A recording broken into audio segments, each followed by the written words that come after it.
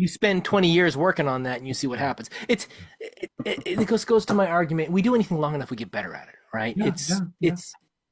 Yeah. You look at buying a Tesla today, Yeah. right? And people go, "Oh, look at it has a smaller footprint on the on the global was it the ecosystem. It has it's more green. It doesn't have as much exhaust fumes and the like." Yeah. Right.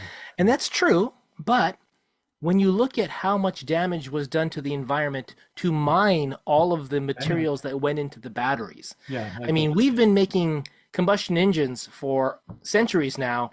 We've yeah. gotten pretty good at it. Yeah. So you look right now, and I think when I calculated it out, it's about a 30-year payback on a Tesla to come even when you count the production costs of environmental impact. Yeah. It's only about a 7 year when you figure out just the exhaust fumes.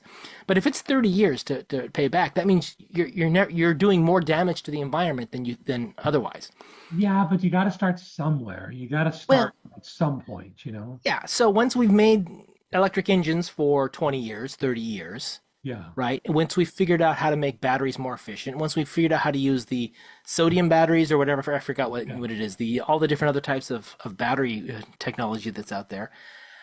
Once we get more efficient engines, electric engines, all that sort of thing, I think at that point we might get to a point where you can say it's on par as far as how much damage it Yeah. does to the environment. In Yeah. which case Right. it won't matter. Then you start looking at, okay, well then, are we reinforcing our reliance on fossil fuels or what?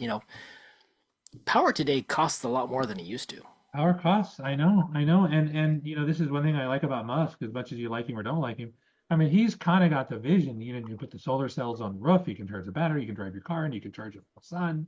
I mean, I'm like, okay, that seems like a good direction to go. And yeah, there's gonna be a million issues with it. For half the country, the other half the country, you need to figure out what the actual cost benefit analysis is. Yeah, yeah, but man, let me tell you something. If you can fix half of a problem, that's a big fix, you know? Well, the other thing is, and this is where I chime in, is solar does not have to be solar panels. Yeah, I mean, it can, You remember the old solar water heaters, yeah, yeah, right? They just pumped water through pipes that were in the sun and they heated it up that way.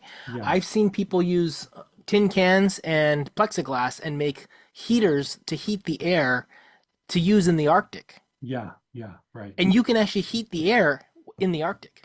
Well, this is a fascinating subject because I remember I went a long time ago, I went to snow camp, right?